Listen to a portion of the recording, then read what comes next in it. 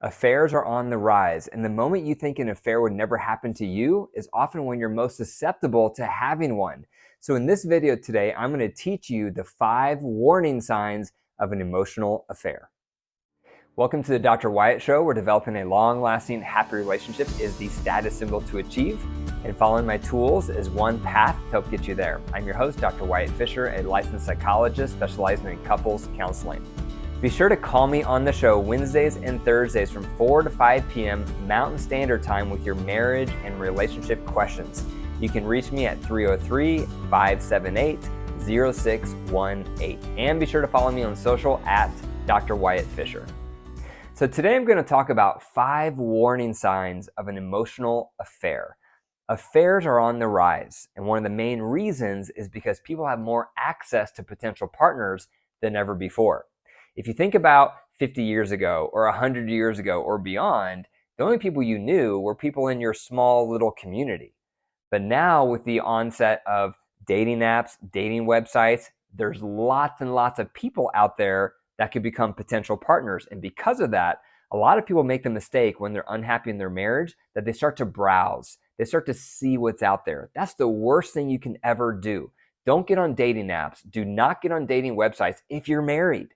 Because of course you're going to find people you're attracted to, and that's just going to make matters worse. So today we're going to talk about 5 warning signs of an emotional affair so that this does not happen to you. Number 5, you're starting to feel like this new person understands you better than your partner. So why would that happen? Usually that happens because you're not very close to your partner. You're not very connected to your partner. Your love buckets are low. Usually the recipe for an affair is one of your top needs are not being met in your marriage. That might be your need for emotional intimacy or physical intimacy. However, remember, even if your needs are not being met in your marriage, it's always a choice to cheat. No one forces you to cheat. No one makes you cheat. Therefore, you can never blame your partner for cheating. It's a choice at the end of the day. Having said that, the more your needs are deprived in your marriage, the more tempted you may feel to cheat. But it's always a choice. That's why, so number 5 here, you're starting to feel like they understand you better than your partner understands you.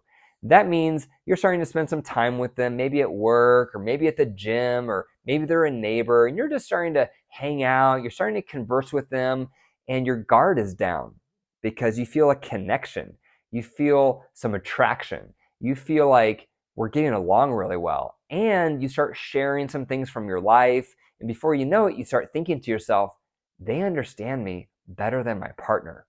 That's a warning sign of an emotional affair beginning. The moment you start feeling like someone understands you better than your partner, that's a red flag.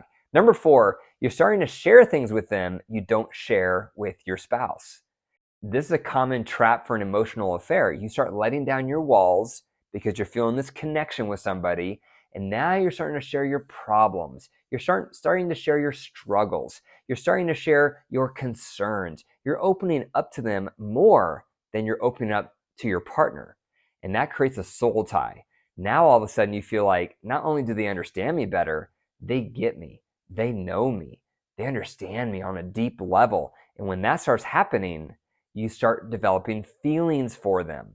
And that's why one of the boundaries that's recommended for affair-proofing your relationship is never share your personal struggles with someone you're attracted to.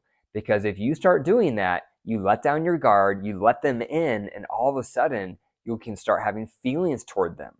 So this is what happens. You start sharing information about your life, things that are hard for you, things you're wrestling with, things you're going through. And when you share that, feelings start to follow. And what often happens is that then they share struggles. They share what they're going through in their marriage. They share the struggles they're experiencing with their kids, with their work. And all of a sudden, you're commiserating. You're understanding each other. You're listening to each other. You're getting each other. And that creates that connection that often leads to an emotional affair. Number 3, you're starting to lie about your time together.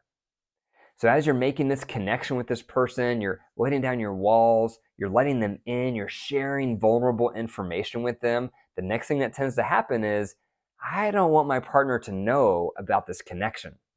It's not sexual, it's not physical, it's no big deal, but I'm starting to cover it up So maybe those texts between me and that person, I'm starting to delete those texts because I would hate for my wife or my husband to see those texts. Or maybe I'm saying I have to stay after work late, but instead I'm getting some drinks with this person because we're just catching up, haven't talked to her or him in a while. We're just going to share, we're just going to have a meal, but I know my partner would get threatened, so I'm just not going to tell them about it. You start being dishonest. You start lying. You start covering up your time together and your connection because you don't want your spouse to know the full truth of what's going on. Number two, you're getting distracted during the day with thoughts about them. This is what happens when we start falling in love with someone. We can't get them out of our mind. It's intrusive thoughts. We'll be doing random things throughout the day, and all of a sudden we're thinking about them. We're wondering where they are. We're wondering what they're up to. We're wondering about when the next time is we're going to have some communication with them. This is what happens when you start falling in love with someone. You start having intrusive thoughts about them throughout the day. So that's a warning sign of an emotional affair. Are you starting to have that warning sign? Are you connecting with someone? Are you letting down your walls? Are you sharing vulnerable information with them? Are you starting to lie about your time with them? And are you starting to think about them throughout the day involuntarily? You're not trying to think about them. They're just entering into your mind. That happens because that's the first stage of falling in love with someone. You get infatuated with them. You can't get them off your brain. And that happens when you're starting to have an emotional affair with someone. Number one, you're starting to think of this person when you self-pleasure. So this is a tall tale sign that you're developing an emotional affair with someone.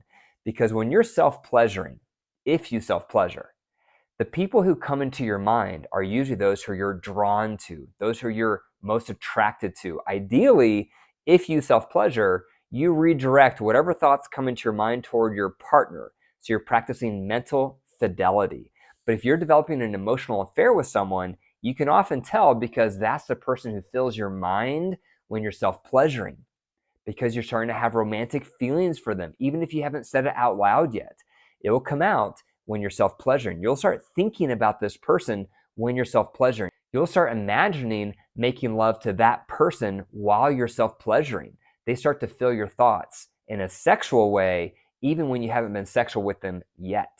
And that's a massive sign that you are developing an emotional affair with someone. So those are 5 warning signs of an emotional affair. Number 5, you're starting to feel like they understand you better than your partner. Number 4, you're starting to share things with them that you don't share with your partner. Number 3, you're starting to lie about your time together. Number 2, you're getting distracted during the day because of intrusive thoughts about them. And number 1, you're starting to think about them while you self-pleasure.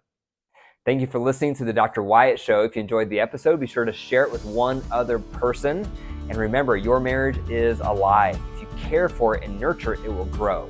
If you deprive it and neglect it, it will wilt and die. The choice is up to you. Take care.